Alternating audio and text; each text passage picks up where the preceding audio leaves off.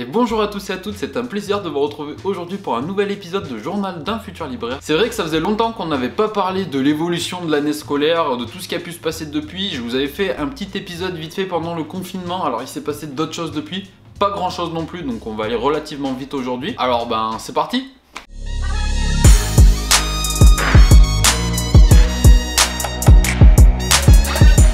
Donc ça y est, c'est la fin de l'année. Comme beaucoup d'étudiants, on n'est pas retourné en cours après la fin du confinement. Tout s'est terminé à distance, à la maison. C'était quand même beaucoup mieux. Enfin, beaucoup mieux. Certaines personnes auraient certainement souhaité, auraient préféré que ça se passe différemment, que ça se passe en cours, une fin d'année normale. Mais au vu du contexte actuel, c'est mieux que ça se soit passé à la maison. C'est quand même plus rassurant. Donc comme c'était la fin d'année, on n'a pas eu de nouvelles matières. On a bouclé tout ce qu'on avait en cours. On n'a pas commencé de nouvelles choses pendant ce confinement. On a dû rendre notre projet PPP. Alors le projet PPP c'est projet personnel professionnel ou un truc dans le genre. Alors là ça devait prendre la forme en fait d'un PowerPoint ou d'une vidéo, enfin n'importe quel format plus ou moins original en fait qu'on était censé présenter à la base après notre soutenance de stage. Le projet PPP est censé être problématisé avec un plan, une hiérarchie des informations, tout ça. Comme on n'a pas eu de soutenance de fin de stage à faire, on a juste envoyé notre projet PPP comme ça tout seul. Et la problématique doit porter du coup sur nous et notre formation, enfin nos 2 années à Tourcoing en fait. Donc moi personnellement j'ai décidé de parler de comment mes activités extrascolaires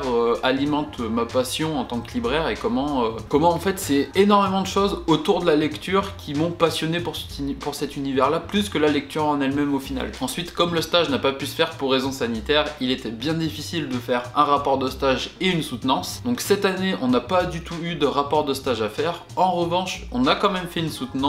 Et cette soutenance, au lieu d'être sur le rapport de 2e année, on a dû la faire par rapport à notre rapport de stage de 1re année. Tout à l'heure, je vous ai dit qu'on n'avait pas eu de soutenance à faire, c'est pour ça qu'on avait envoyé le projet PPP à part. C'est juste que, en temps normal, si tout s'était passé normalement, on aurait dû aller présenter notre soutenance de stage et le même jour, en suivant en fait, à la fin de notre soutenance de stage, on enchaîne tout de suite sur notre projet PPP. Donc là, on a envoyé les deux séparément. Pour la soutenance, on a dû faire une sorte de PowerPoint augmenté avec nos voix en fait par-dessus les diapositives pour faire comme si on était en train de le présenter devant un jury directement. Alors comme j'avais plutôt orienté mon rapport de 1re année autour de tout ce qui est événementiel, enfin pas vraiment événementiel, mais sur tout ce qui se passe autour de la librairie, qui alimente la librairie, donc par exemple les sorties de films, les événements comme la foire du livre de Brive ou le salon du livre de Bondu ou le salon du livre de Paris, enfin bref, tout ce genre de choses, voir comment ça alimente la vie des librairies. J'ai orienté du coup ma soutenance un petit peu autour de ça aussi. Et ce qui nous a pris le plus gros de notre temps pendant ce confinement et jusqu'à ce début juin, c'est de terminer la finalisation de notre projet éditorial. Je vous en avais déjà un petit peu parlé tout au cours de l'année. C'est terminé, on a rendu nos maquettes, on a rendu nos dossiers, ça a pris vraiment énormément de temps. Malheureusement, comme beaucoup d'entre nous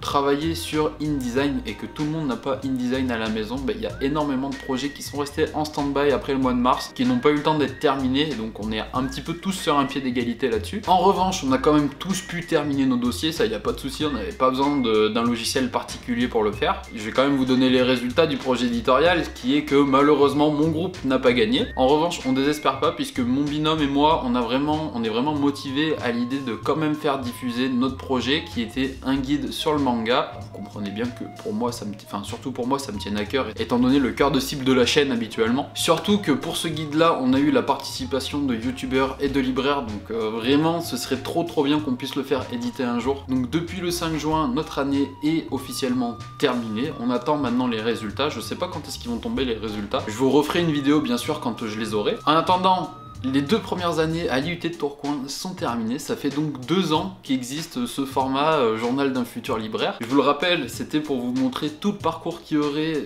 de 0 jusqu'à la création de la librairie, donc là, avec la fin de ce DUT, c'est une première étape quand même qui s'est achevée. Et vous allez me dire, qu'est-ce qui va se passer ensuite? Alors ensuite, sachez que moi j'ai postulé en licence pro librairie à l'IUT de Tourcoing. J'ai été accepté en licence pro librairie à l'IUT de Tourcoing, j'en suis vraiment super content. Comme la licence pro se fait en alternance, eh bien je suis à la recherche d'une librairie pour signer un contrat d'apprentissage. Je suis en pourparlers avec une librairie, j'imagine que vous vous doutez laquelle si vous avez vu toutes les vidéos que j'ai pu faire récemment. En attendant, pour l'instant, il n'y a rien de sûr, il n'y a rien d'officiel. Je vais pas m'avancer du coup et je vais rien annoncer tant que c'est pas sûr. Je vous referai une vidéo quand j'aurai signé mon contrat d'apprentissage et que j'aurai eu les résultats de la 2e année. DUT, comme ça fera vraiment la vidéo bouclage de ce DUT, là voilà, la fin de tout ça. Donc voilà, une première étape de franchie, je suis en attente de savoir comment ça va se poursuivre. C'est donc terminé pour cette vidéo, j'espère sincèrement que vous aurez apprécié, ça a été assez rapide aujourd'hui. Je vous dis à très vite pour une prochaine vidéo. Prenez soin de vous surtout, c'est important. À très vite, ciao ciao.